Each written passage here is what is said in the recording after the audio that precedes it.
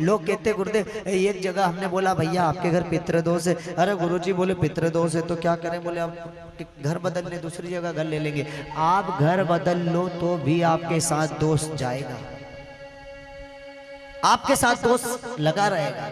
कुल देवी दोष, पितृदोष और माता दोष ये कभी भी पीछा नहीं छोड़ते। कब छोड़ते हैं? जब इनका पूजन होता है, जब इनका कार्य किया जाता है। कुल देवी दोष का मतलब होता है संतान को नहीं बढ़ने देता है। आप देखना किसी के यहाँ संतान नहीं होती है, भटकते रहते हैं, क्यों?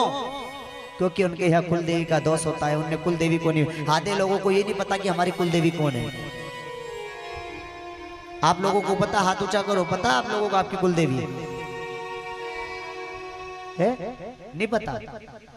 पता है? बताइए।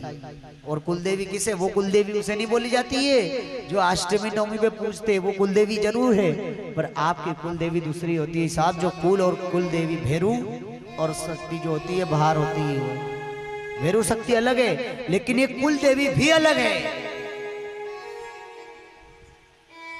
आप सोचते आपके घर में रहती है, घर में नहीं रहती है। आप सोचते किसी की, जैसे कोई की 50 किलोमीटर होगी, कोई इंदौर में होगा तो इंदौर में होगी, किसी की 500 किलोमीटर ऐसे रहती, किसी की राजस्थान में, तो कोई कहाँ है। तो कुल देवी भी होती है।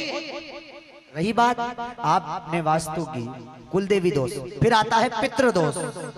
अब पितृदोष में अगर गर्भ में बच्चा है और वो बच्चा गर्भ में मर जाता है तो उसका भी पितृदोष लगता है। ध्यान रखना, पितृदोष। आप सोचते हो पितृदोष कैसे बनता है? जो गर्भ में, अगर गर्भ है और वो गर्भ धारण, जो गर्भ में बच्चा मर जाता है या गर्भ गिर जाता है, उससे भी पितृ का दोष लगता है। हम कहते गुरुदेव कुंडली दिखाना आते तो बोलते भैया तुम्हारे यहाँ पितृदोष है। तो पितृदोष क्या करता है? एक्सीडेंट। पितृदोष क्या करता है? घर की लक्ष्मी ले जाता है, परिवार में झगड़ा कराता है, आपस में लड़ाई होती है घर में, वो पितृदोष होता है।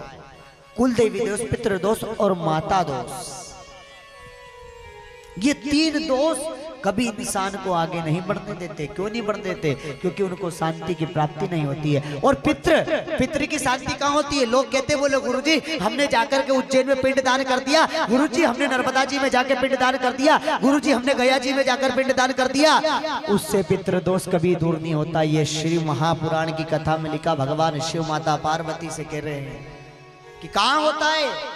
श्रीमद् भागवत कथा के 18,000 श्लोक श्रवण करवाने के बाद में वो 7 गठान का बांस ले जाकर के नदी में विसर्जन किया जाता है, तब जाकर के आपका पितृदोष दूर होता है।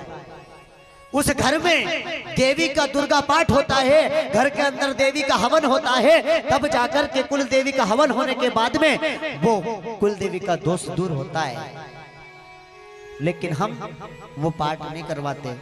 अभी हमारे पास कल फोन आया था बहुत दूर